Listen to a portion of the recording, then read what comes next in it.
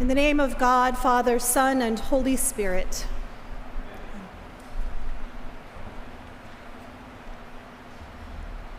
Why are you afraid? That's the question that Jesus poses to his disciples in our gospel reading from Mark.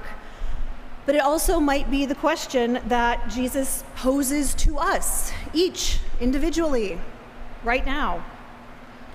Why are you specifically, afraid? If we stop and take stock of our lives, of our relationships, of our families, the state of our physical health, and the state of the world, I would imagine that most of us have a great gnarly collection of fears binding up and weighing down on our hearts. Why are you afraid? There are philosophers and psychologists who say that all fears relate back to our primal fear of death. Now, there's some complexity and some nuance that can be added to this explanation, but for now, let's just accept this premise. We are afraid to die. And this is certainly the reason the disciples give for their fear in the context of this story. It's evening. The disciples are with Jesus on a boat in open water, and suddenly a storm comes up. The boat is nearly swamped, and the anxious disciples shake Jesus awake. "Teacher, do you not care that we are about to drown?" Now, this seems a very reasonable context in which to be afraid of dying. However, I'd like to remind us that of all of the different people that Jesus called to be his disciples, 4 of them were fishermen. These are people who had grown up on boats, people who made their living on boats, people who most certainly had encountered storms while at sea, even bad storms. They are people who should have known what to do in even the most severe storm. Now, I personally am not a sailor. I don't have a ton of experience with boats, but in the very rudimentary research that I did on the internet for this sermon, it seems like there isn't a lot that you can actually do if you are on a boat that is caught in a storm. The most important job belongs to the captain, who needs to steer the boat at a 45-degree angle. This is so the vessel can ride the waves up and down without having the waves crash and break on top of the boat. But other than this, most of what it takes to survive a storm at sea seems to be in riding the storm out. You can tie down anything that might get pitched overboard, including sometimes yourself. But if the storm is already upon you, then there is not much else you can do except to hang on and wait for it to pass. So at least 1/3 of the people on the boat with Jesus that night were fishermen. And presumably, if they didn't completely lose their heads, they would have already steered the boat correctly and tied down everything that they could. But even knowing this, knowing that the only way through the storm was to wait, still they woke Jesus up with all the exaggerated drama that comes from being really afraid. "Teacher, don't you care that we are perishing?" Now, certainly there's danger here, but the disciples weren't actually perishing. You can't wake someone up from a deep sleep if you yourself are actively drowning. So the disciples are upset, but it seems like they're upset that Jesus isn't more upset. How can he sleep through something like this? His serenity seems almost threatening to their fear. "Teacher, how can you rest when we are so afraid?" Some of you might be familiar with the story, The Life of Pi. The life of Pi has been told through a London theater production.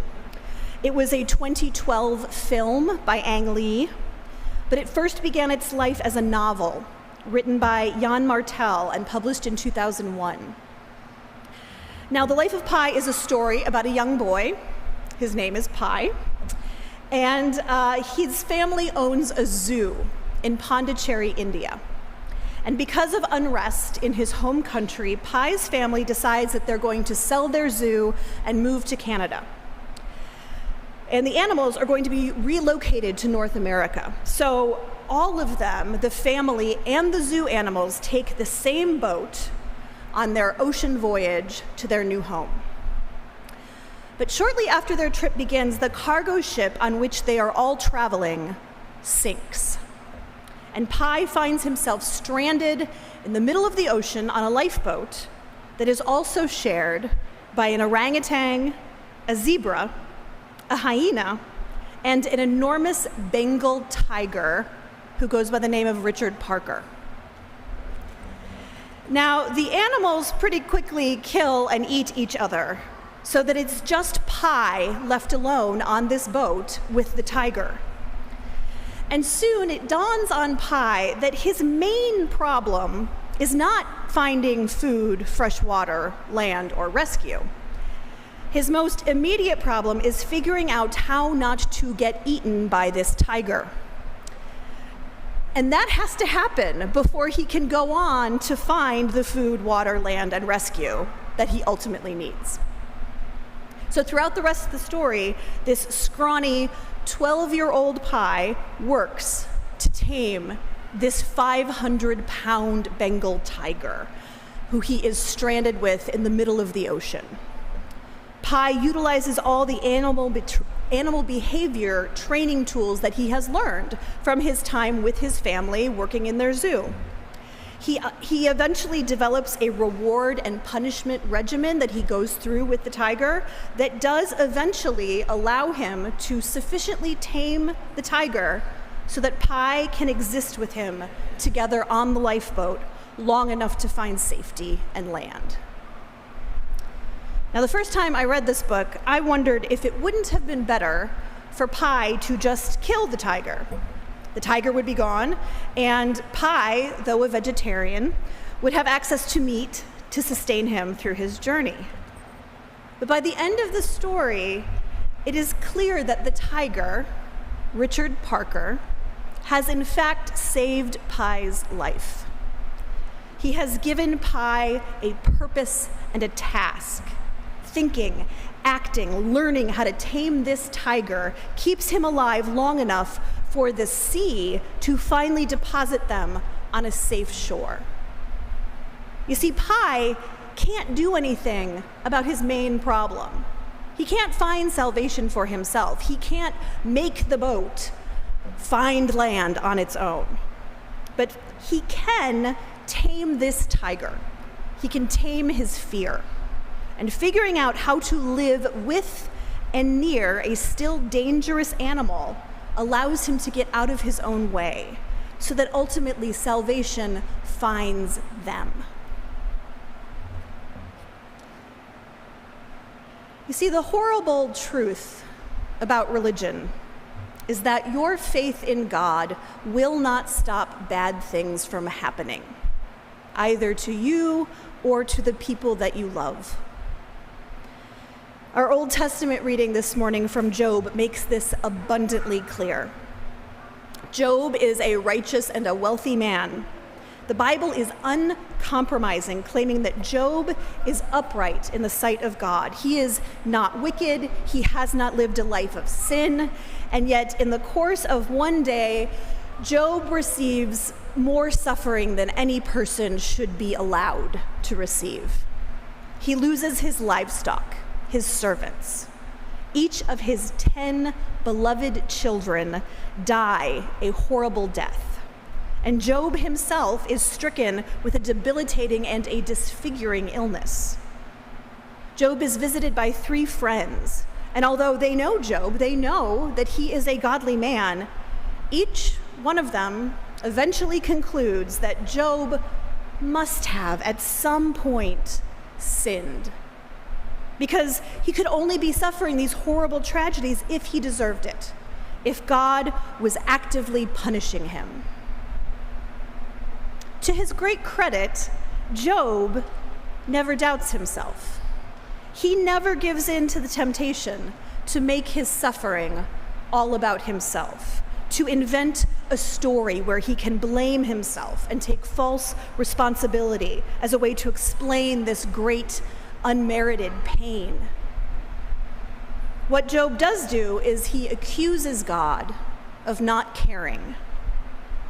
If happiness and sorrow fall on righteous and unrighteous, with no easily discernible rhyme or reason, why, wonders Job, should he bother at all with God? And famously, God answers. God answers Job's questions from out of a whirlwind, out of a storm. "Where were you, Job?"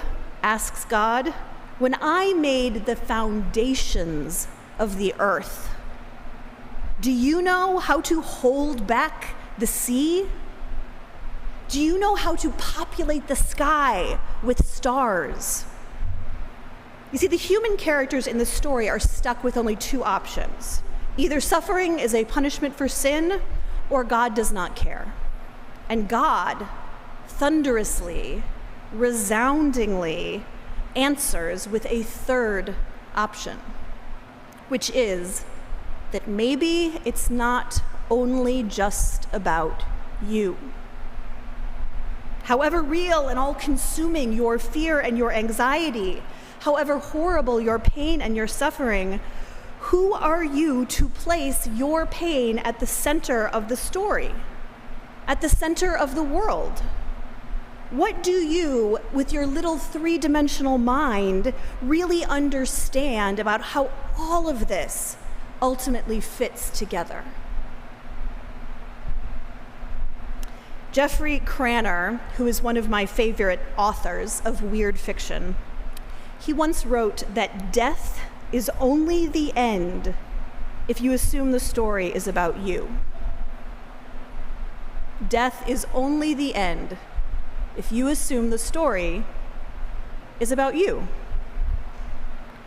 When we let our fears and our anxieties rule us, we are assuming that the story is only primarily about us, that our pain, our fear, our trouble are the only ones that matter.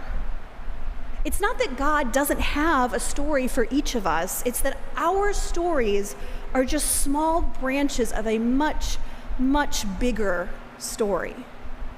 One that God has been telling since the beginning of time, when God created something that was not himself and decided to have an ongoing relationship of love with these strange, limited, fearful creatures that he had created. Job's story is a part of God's story, as is my story and your story, and the stories of hundreds of millions of other people who we may never know, but to whom we are still connected in the great web of love and dependency and care that is our fragile, God-given world. Job is a story that kind of puts humans in our place. It helps us see that our pain, our fear, our needs, and our wants are only a small section of the giant tapestry of love that God is continually weaving out of the universe. And the story from our gospel doesn't change that, but it does show that God still takes our fears very seriously. Even if the story is not only just about us, God still comes and he lashes himself to the boat with us. When Jesus asked his disciples, "Why are you afraid? Have you still no faith?" He's not telling the disciples that they don't have reasons to be afraid. He's warning them that in fear, we make the story only about ourselves. But in faith, we trust a larger story is being written, even if it has an ending that we cannot yet see. It may be of little comfort when you are in the midst of your own storm, when the tigers of our fears are far from domesticated and danger threatens to overwhelm us. It may be of little comfort to know that the story is not only about you. But it is in these times that we need to remember that in Jesus, God is still in the boat with us, reminding us that we have God-given skills and talents and helpers that can assist us in taming our tigers, keeping us connected and creative and working until salvation can come and finally find us. Amen.